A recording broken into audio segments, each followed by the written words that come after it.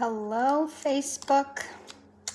Well, it is Tuesday again, and it is time for Casey's Truth Bomb Tuesday. Tonight's topic is one that you probably have in your pantry right now. I don't. I haven't for years. I don't think that I've ever purchased it. But most people are taught that it is a health food, a health oil. It's good for you. It's got low saturated fats, and it's just amazing oil for you. Well, after this, I'm going to challenge you to look in your pantry and throw it out. So, we're going to look into canola oil tonight. Do you even know what it is, where it came from? Well, it was created in a laboratory to replace rapeseed oil back in the 50s. It actually was created in the 60s in Canada, but the FDA saw negative side effects on the heart, liver, and kidneys with rapeseed oil. So they decided to ban it, and so they made canola oil instead, which was from the seed of the plant, and they genetically modified it so it could withstand all of the glyphosate Roundup. So it can be sprayed, and most, if not all, canola plants are genetically modified to withstand the Roundup. So if you use canola oil, you are using GMO. Wow. Why do people like it so much? Well, it's touted for having a high amount of omega-6s, and it is low saturated fat. That's great and well. However, there's some, and it's got high heat cooking temperatures, and it's got a light taste and color. Well, it has a light taste and color because, hold on, I'm going to have to get my glasses out.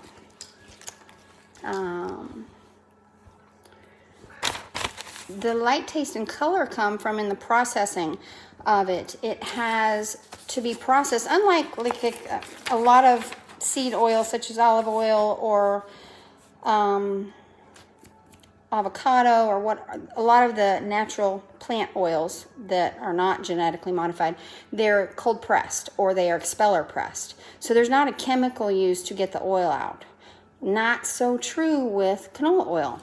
Canola oil actually has to be, the seeds are crushed, and then they have to use hexane or another solvent to actually get the oil out. And not only do they have to use hexane, which, by the way, is a petroleum byproduct, and it is derived from petroleum and crude oil.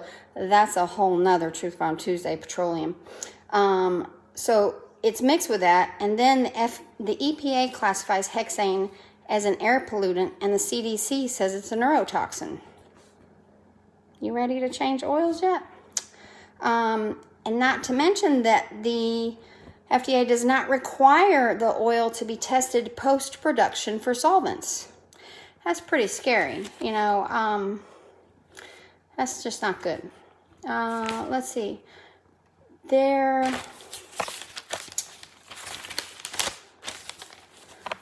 I talked about the genetically modified. You know, virtually all of them are side effects of Roundup, which is sprayed on these plants, which is then put in your oil. And when they take the husks that are left over, they put in that in animal feed that'll say grain-fed or, you know, vegetarian-fed. It's pretty scary because you think you're doing something good by having the vegetarian-fed eggs or whatever, or chicken, when in actuality they're being fed GMO processed leftovers from grain. It's kind of scary. But the side effects of Roundup, which you can easily look up yourself: sex hormone problems, fertility problems, miscarriages, thyroid and neurological problems, cancer, and heart disease. Go figure. This oil that's fabulous for you has, because of what it's done with the spraying Roundup, causes heart disease. The real, I talked about the meal. Don't mind my cat. Something else that's really disturbing about canola oil is, yes, it's a great source of omega-6. However, omega acids, we need them. Our body cannot produce them, and we have to get them from somewhere. canola oil, I'm gonna hurt this kitty.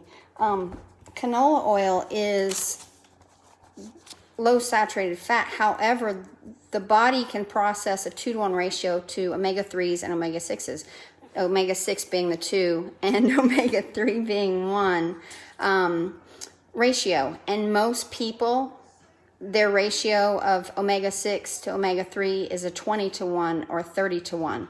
We could go into a whole nother thing on how that affects your collagen and your cellulite, and it's not good for you. It causes a lot of inflammation. It causes a lot of health problems.